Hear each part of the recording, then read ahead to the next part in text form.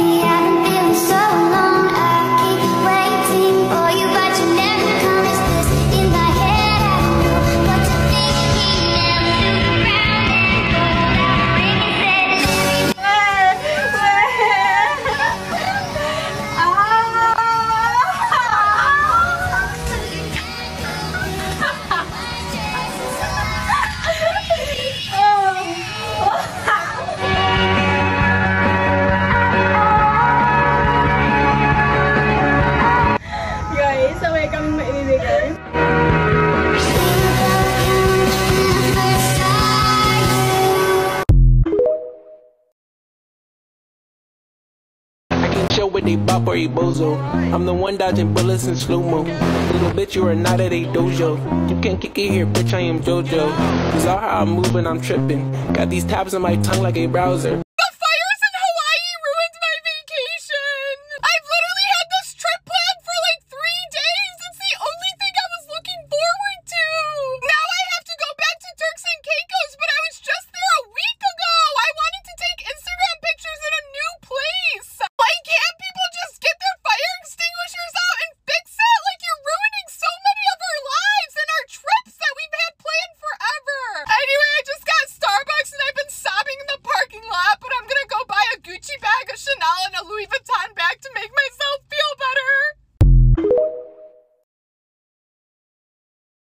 To my fellow trans people, what is your favorite interaction you've ever had with a cis stranger? Yesterday I was at the DMV to change my license because I finally got to legally change my name and gender. So I approached the counter, I'm like, I'm here for a name change.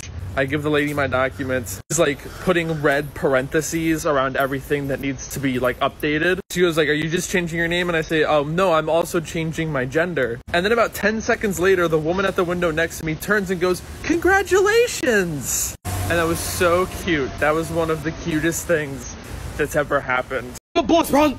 Bro, please, I'm a boss. I'm a boss. Look. I posted that video 1 month after getting facial feminization surgery. At the time, I was receiving hundreds of comments about how my facial feminization surgery was botched and how I had destroyed my body. And this has been a theme that's been going on since I came out as trans. From the second day of coming out, I was told by other trans women that I don't try enough to pass. 6 months later, I would receive my facial feminization surgery to receive hundreds of comments telling me that I looked disgusting and I messed up my face. 2 months after facial feminization surgery, I would be criticized for the amount of money that I spent on my hair. And in all of that, there is one recurring theme. Part of the reason that I've been so open about my transition is I want to make it extremely transparent how difficult it is to be trans. I'm wearing hundreds of dollars worth of product of makeup on my face. In order to achieve longer, more feminine hair, I had to pay hundreds of dollars. My surgery was in the tens of thousands of dollars range. I had to buy a completely new wardrobe in order to be seen as a woman in society. And the reality is most people don't have the ability to do that. I do this because I want people to know that being trans is extremely difficult. It's not as simple as just waking up one day and deciding you're going to pass or you're going to be seen as the gender you are inside. It takes a lot of work and a lot of money that most of us don't have access to. The median income for trans people in America is $10,000. Most of us will unfortunately never be able to present in a way that aligns with who we are. So the next time you see a trans person that doesn't pass, that doesn't have access to buying new clothing and makeup and hair or getting surgeries, I want you to remember A, that not a lot of people have access to that stuff, and B, the surgeries and hormones that you expect of trans people are relatively recent. We have history spanning thousands of years where trans people were existing without them. So maybe the next time you think about leaving a hateful comment on a trans person's post who doesn't meet your standards, maybe just don't. The reason why so many people were annoyed about that Nazis deserve healthcare video, despite agreeing with the overall premise and like the idea of it, is because white leftists live in theory. I commented under a friend of mine's post being like, yeah, he was obviously just being inflammatory, like starving Nazis don't exist. Someone literally comments back to me and said, he never said they exist. Then what the fuck are you moralizing for? It's the same reason why everyone is like, oh, the unborn is a very convenient group to fight for because like you never have to actually fight for them and you only have to shame and traumatize people into having kids that they don't want. That's exactly what you sound like. Advocating for a group that that essentially doesn't really exist, but like if they were to exist, you know you wouldn't have to do anything to actually help them. One of my favorite creators on here was like, obviously no one wants to talk to you if you're telling them to read a book but their stomach touching their back. Like, shut the fuck up.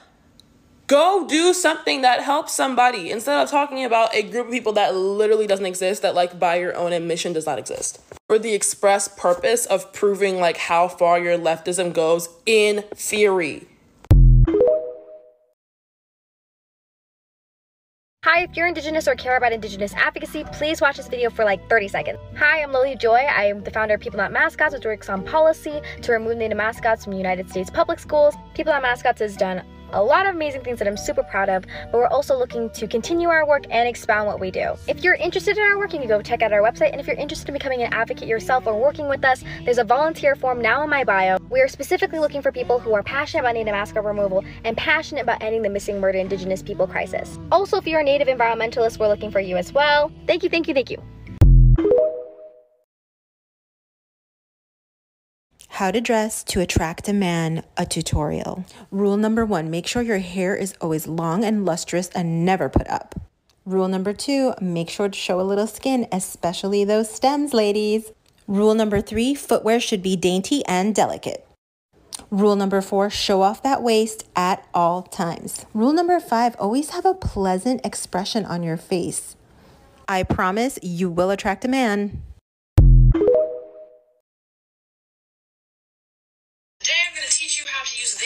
To refer to a singular person. There's a lot of extra and unnecessary things in that video, so I'm going to give you the quick rundown. They, them pronouns are primarily reserved for referencing groups of people, but you can use them when referencing a singular person in a few special cases. You would only use those pronouns for a singular person if you don't know who they are, what they look like, or if you're genuinely unsure of their gender. Example, your friend just got a new job and texts you, OMG, my manager just pissed me off. And then you respond with, what happened? What did they do? That would be perfectly fine because you don't know anything about the manager. Using they, them pronouns in any other context where you know the person or their gender is obvious doesn't make any sense. It's like you had it and then you lost it. It just right over the head. I think it's so funny when people say stupid shit like this because people like that contradict themselves constantly. I don't even have to debunk anything he's saying. He has debunked himself in his own content. Let me show you. Using they, them pronouns in any other context where you know the person or their gender is obvious doesn't make any sense. Obvious to who? Ooh. Essentially what you're saying is that gender is based on outward appearance and perception. Don't even try to say I'm trying to misrepresent your point. These are your own words, which entirely contradicts a lot of what you say in your other content. Let's take a look. Having the biological characteristics of a female is at the minimum what necessitates the concept of womanhood. So on one hand, you say that gender is inherently based in biology, and on the other hand, you say that it's based on perception, and then you also say that it's both. Either way, you're incorrect, especially when it comes to this pronoun discussion. You are so wrong, and you have debunked yourself in the process and proven our point for free. Babes, you're getting a little sloppy. If you can use they them pronouns to refer to a singular person if their gender isn't obvious, that is entirely subjective. By that description of special circumstances, we have different definitions of what those special circumstances are. I use they them pronouns to refer to everybody until I know their actual pronouns and their gender, because I understand that, number one, gender isn't as obvious as you think it is. You cannot see someone's chromosomes just by looking at them. There's a hell of a lot of androgynous looking people. Intersex people exist, and they can present themselves in a variety of ways. So at the end of the day, these special rules that you've made up are completely arbitrary and based on your feelings. It's so interesting how people like you say facts over feelings, but all of the facts that you're laying out are entirely based on your own personal feelings. It must be my birthday or something, because there's more. Also going to teach you how to use neo-pronouns. There's no such thing, at least not in standard or even colloquial English language. Do neo-pronouns exist? Okay, interesting. New York Times. Oh, Human Rights Campaign, of course, CNN, Rolling Stone. Lots of neo-pronoun info. Seems like they do exist. Yeah, obviously there is such a thing as neo-pronouns. Just because you don't understand something or don't agree with something doesn't mean that it doesn't exist and that there's no such thing. Z, Zim, Zir, and whatever else are just made-up words that no one actually uses or acknowledges. That no one ever uses or acknowledges. I use these their pronouns as well as she, they, he. So already that's debunked because that's not nobody. I'm one person who uses and acknowledges them. So that was easy. All the people who use neo-pronouns, this is your time to shine. Comment below. All the Z's and Z's, this is your time. Because apparently y'all don't exist. With these types of people, like this guy, there's no point in having like an actual back and forth because we have two completely different beliefs and understandings of gender. He believes that gender is a strict binary. I believe that gender is a spectrum. Gender is fluid. Just based on that, there is no point in having an actual like back and forth, which is why I usually don't pay attention to this guy. I've seen him be stitched by so many of my mutuals, just getting destroyed consistently. At this point, I just feel like he's getting sloppy. This one was like too easy. Girl.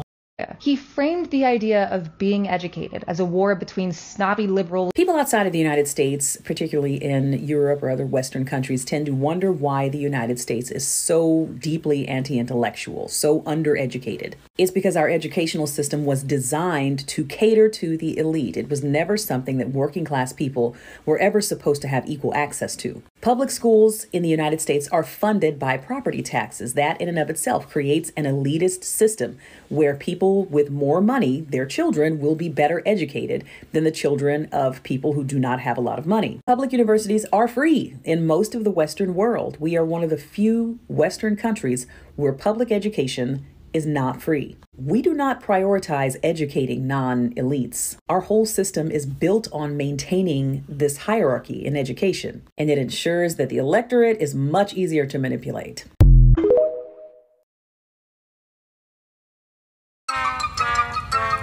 Now that I have your attention, body modifications have existed since before history. Since before people were writing, they've been putting spikes through their noses. If my body is a temple, it is mine to decorate. When it comes to Michael Orr, and I really need to get this off my chest because it's already starting, you all need to understand something very, very, very, very, very important. The ableism props up the racism. The racism is not within a vacuum. The racism is incredibly important to talk about. I'm not arguing that at all. You all have to understand something, okay? I need you all to internalize this for my own mental health. Ableism can be weaponized against anyone deemed undesirable. The racism in Michael Orr's story is incredibly important, but it would not be able to happen if it weren't for systemic ableism. And if you're just talking about the racism part, you're missing the weaponization part. And it sounds to me as a disabled person that you're okay with the system of ableism remaining intact so that it being used and weaponized over and over and over again, while it is the racism that is focused on. Those two are bedfellows. They go together like this. If the system of ableism did not exist, they would not have as easy a time enacting the racism. And that's the point. That's the entire point. And again, I know why people want to keep these systems of ableism intact, because you all have been taught that it's good for disabled people. These disabled people need these things. Who's going to be a voice for the voiceless? These are carceral systems without walls, and anybody could be forced into them, particularly if you are already marginalized or disadvantaged in any way. Another thing I'm already seeing the beginnings of, okay? Is what happened to Michael Oher political? Yeah, absolutely. But if you, if you are looking for like a left versus right type of thing with disabled people, you're gonna get lost. For disabled people, 9 times out of 10, it's disabled people against everybody else. The rules you think apply to left versus right politics don't always apply in the way that you think they do. And people never seem to listen to me when I say this. The person trying to expand the care courts in California, Gavin Newsom, a Democrat. The advocacy group that kept disabled people off lists for the police and the government, the NRA. The people you think are the ones that show up to disability meetings to help the marginalized don't always show up. And the people that do are not always the ones you think they are. Even some unions, it wasn't until I think 2019 that SEIU, the Union for Service Workers, endorsed the closure of institutions because they were not necessary. Up until then, they supported them. They supported institutionalizing disabled people. Like, if you're looking for the regular rules of politics and partisanship, you're gonna be sorely disappointed when it comes to disability. They prove if your content lacking attention, just piss off some black women. Of course, it's always the black women with weaves who want to hate on my beautiful, free-form, curly dreadlocks. It's like, no. Bye, Shaquandra. Mediocre content creators get on my nerves because they try to manufacture controversy and manufacture a whole bunch of chaos and drama for them to get some attention and some clicks. You see what I'm saying? And that's the point of this video, is identifying how different individuals, they launch these strategies. You see what I'm saying? And their strategies be what? To piss off black women for some attention. I'm really getting sick and tired of y'all bullying white people online talking about slavery, and that's your only argument. Did you know that slavery has been over for about 160 years? Nobody who is alive today has had shit to do with slavery, and that's your only argument, talking about white women can't wear braids in their hair because you don't understand the cultural significance. So by that logic, black women shouldn't be able to wear no wigs. Don't you straighten your hair, because if you don't know the cultural significance of a white woman, you better not be appropriating their fucking culture. How about just don't be a dumb fuck? Y'all, wear whatever the fuck you want in your hair. Nobody gives a fuck in real life. And one last thing that I want to make abundantly clear to y'all who are worried about what the fuck I'm doing. Y'all can kiss my white fucking ass, bitch. With this one, what should we start? Should we start with there are black women with straight hair? Should we start that Europe did not corner the market and or invent wigs? Should we start with acknowledging that in 2023, there are laws that's being passed in only 22 states that allows for black people, particularly black women, to wear their natural hairstyles in professional settings? So when she says nobody care in real life, that's a lie. We also know when she says nobody today ain't got nothing to do with slavery and nobody was born a slave. Hey, listen, man, your ass pop firecrackers July the 4th day, huh? Nobody was born a red coat. Nobody was born a colonist, but you still do it, don't you? Hey, peep game, the reason why I talk English to you is because Massa whooped the hell out of Kunte and told him his name was Toby. You see what I'm saying? The reason why I speak English and I express myself to you in this vernacular is literally a result of what? Slavery. So miss me with that dumbness. But listen, though. Shorty with the beautiful locks, she had more to say. Alright, I guess y'all be confused because nowhere in my video about Shaquandra did I mention that I dislike all black women or that all black women wear weaves. That's just not the case. There's been quite a few black women with weaves who have been very hateful towards my natural hair, and that is who I was talking about in that video. Specifically, one named Shaquandra. These folks will piss on your hand and tell you it's raining. So you made up a whole person named Shaquandra when you started off that video with saying they be with a little African-American vernacular. Hey, I know a dog whistle when I hear one, you see what I'm saying? And I know when people playing in my face. And she was what we call racially gaslighting. You see what I'm saying? She literally hit the hornet's nest, or you know what we say in the hood? She threw a rock, and then we came looking for her. She hid her hands and played victim. You see what I'm saying? Just like she played victim. Let me, Crystal Crave. Shout out to sis, man. Hey, if you're watching this, Crystal Crave, we need to go on brunch. You and the homies out here in Houston, but you did this. You, Scarlett, I have a history of being a real multi-published model. And me and Lake Holloway just so happen to be good friends. And once I let my very good friend of many years know exactly what you've been doing online, he didn't appreciate it and was too fearful for your safety that I would pull up to your photo shoot here in Houston on Wednesday. So he decided to call you on three-way, you know, for your safety. Hey, Scarlett. Hey, what's up? First off, I'm going to tell you something. This is another reason why I do want to come meet up with you, because the more and more I'm looking back at it, the more I'm like finding TikToks and more people sending me videos, the more I do want to have a talk with you. Let her know I'm on the phone, like, please, respectfully. And respectfully, is another one of my homegirl, Crystal. She and Crystal go back years. I mean, she's black. She go back years, and she's strong in the black community and everything like that. And she had to come to me and saying, like, she had to ask what to do now, explain to her what's going on. But there's some videos that I didn't even see about because there's so many videos going on with Scarlett that, you know what, some of the stuff, I mean, you know I got your back and everything, but some of the stuff he's saying is kind of like a little bit. It's not kinda, it's extremely racist. Yes. It's extremely racist and offensive. So, okay, well, I'm not sure what videos that you're talking about, but I am working with a professional marketer who's telling me that this is what I need to do right now, so some of the things aren't what I actually feel and believe, but...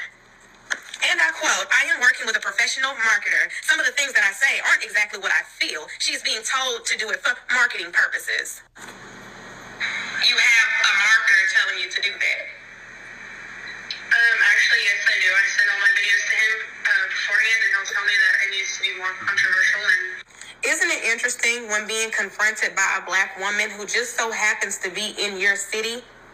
Isn't it interesting how you switch up real quick? You didn't keep that same energy with me on the phone, Scarlett. Why is that? And her original response to Crystal Crave doing that was so crazy, TikTok had to take it down, so she redid her video. My original response to Crystal Crave's drama was taken down from TikTok due to bullying and harassment, so I'm going to keep this short and simple. Crystal, I'm officially calling you out to come fight me in the ring. Since you want to fake phone calls and threaten me and act hard on the internet, I'm calling your hands out. My management, who I have tagged below, will make it nice and easy for you. All you got to do is show up. In addition, anyone who wants to support ending bullying on the basis of race, I got a GoFundMe linked in my bio. And Crystal, I hope you're about it. I hope you come get your beat by a white girl. Karen with the cornrows said that we gonna stop racial bullying, and she supposed to be the bully, and then she told the black girl, I'm gonna come be. It's supposed to be a boxing match. If you lacking attention, piss off black women. I'm telling you, that's the strategy, honestly. You feel me? The manager, she paying somebody to tell her to create controversy. Do y'all know she got a black son and she uses her black son as a token and approximation to be able to say, you know what? I can do this. She proves just because you like black meat don't mean a thing. You see what I'm saying? This is a beautiful hairstyle. You see what I'm saying? I liked how old girl rocked it in Game of Thrones. This a cool hairstyle right here too. She eating that shit up, ain't she? You know what I'm saying? Like, what's wrong with being able to embrace your culture? And think about it. Sharing culture is not cultural appropriation. You need to understand cultural appreciation. There's a distinction. This a dope hairstyle. You see what I'm saying? What's wrong with it? This kind of, you know what I'm saying? It's a dope hairstyle. But if you in Houston, I know I got some people for you that could have hooked you up with the parts a little better and things like that. You see what I'm saying? Hey, education is elevation. And again, if you're lacking attention, you know what to do, I guess, huh? Don't do it, though.